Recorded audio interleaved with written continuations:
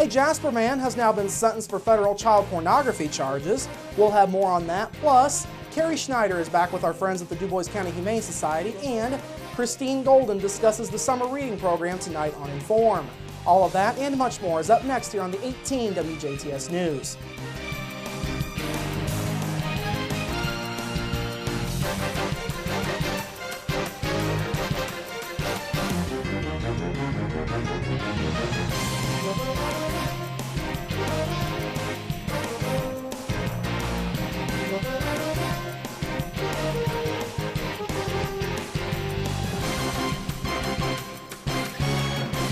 Hello, I'm Bradford Raths. A Jasper man has now been sentenced for several federal child pornography charges. This afternoon, United States Attorney for the Southern Indiana District Joe Hogsett announced that 32-year-old Curtis Head will serve 97 months in federal prison. The sentence stems from 12 charges of receiving child pornography. Assistant U.S. Attorney Lauren Wheatley says Head also faces 10 years of supervised release once his sentence is completed. Hogsett says the sentencing is good news for Du Bois County as a whole. To put an exclamation point on what has been a rather sordid affair for the citizens of Du Bois County, at least as it relates to the federal portion of this prosecution. Jasper Police Chief Mike Bennett and Du Bois County Prosecutor Kevin Krause were also in attendance at this afternoon's announcement. Bennett says the sentencing is the result of great teamwork between agencies. It's a win-win for everybody.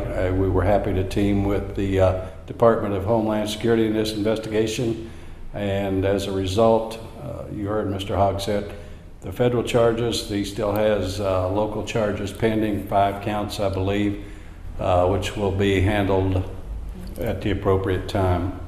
The Department of Homeland Security also assisted with this case. Now, Head was originally identified as having potentially received child pornography in a collaborative investigation with Jasper Police and the Department of Homeland Security last year. Hogsett says detectives were able to connect to a computer on a server that was found to be sharing child pornography. That activity was traced to Head's Jasper apartment, where a federal search warrant was served back on July 31st of last year. The investigation turned up a hard drive containing thousands of photos and videos of minors engaging in sexual activity. Head also may have been responsible for the sexual abuse of a female child 2 years ago, according to authorities. He faces 5 local charges that will be prosecuted at a later date.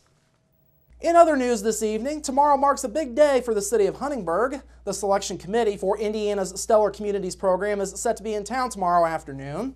City officials will be presenting plans for projects that could be done with Stellar Communities grant money. They will also be taking the selection committee on a tour of the city to show why Huntingburg deserves to be named as a stellar community. Huntingburg Mayor Denny Spinner says the 3-hour time frame marks a big opportunity for the city. He says selling a future vision to the committee will be an important step.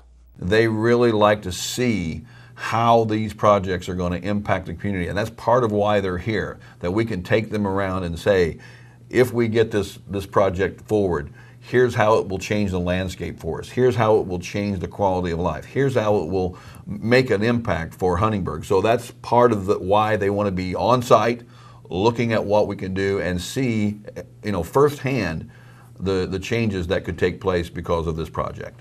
Spinner says he is confident in the city's chances to win the designation. He is also very thankful for the efforts of many in the community. He says without them, the city's efforts would not have made it this far. 2 winners for this year's Stellar Communities designation will be announced next month. Huntingburg is competing against Marion, Decatur, Mount Vernon, Nashville, and Wabash for this year's honor. Speaking of stellar communities, the Du Bois County Community Foundation has announced progress in its efforts to help Huntingburg's stellar goal. Foundation officials say 13 donations adding up to $600,000 have already been committed to an endowment backing the city's plans. The campaign seeks to raise $1.8 million for the endowment. The money will be held by the foundation. Now, the foundation is trying to secure the funding in the next 30 days leading up to the announcement of this year's winners.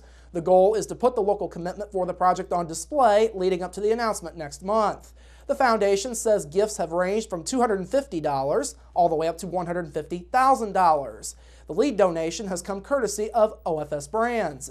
The foundation says this endowment campaign is the first of its kind for a Stellar Communities bid.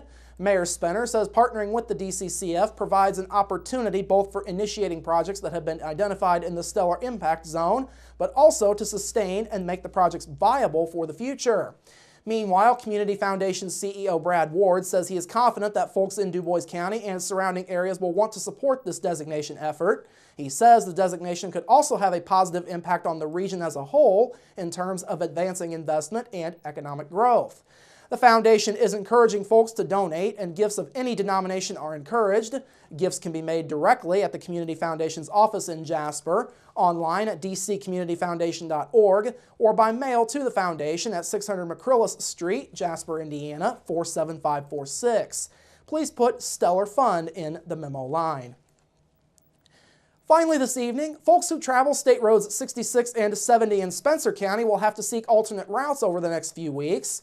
Officials with the Indiana Department of Transportation have announced that the roads will be closing in the county at 3 different locations in order to stabilize the embankment along the highways.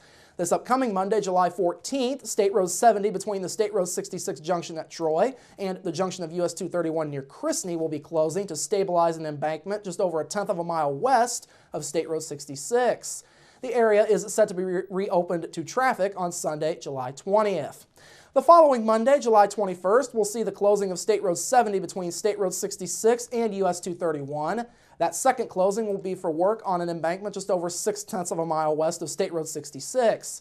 Traffic will be allowed through this area again on Sunday, July 27th. Finally, Monday, July 28th, contractors' crews will work on an embankment located just under 2.5 miles west of State Road 70. This area will reopen to traffic on Saturday, August 2nd. INDOT officials say all work will continue on and off at each location all the way through August. Flag people will be utilized during this time, and motorists in the area can expect minor delays. As always, INDOT is reminding motorists to follow the posted work zone speed limit, use caution, and consider workers' safety when traveling through work zones statewide. For more information, you can go to in.gov/INDOT. All right, coming up after the break, Carrie is back with our friends at the Dubois County Humane Society, plus your local forecast, sports with Bill Potter, and Inform with Christine Golden. That's all up next here on the 18 WJTS News. Local people watching local people.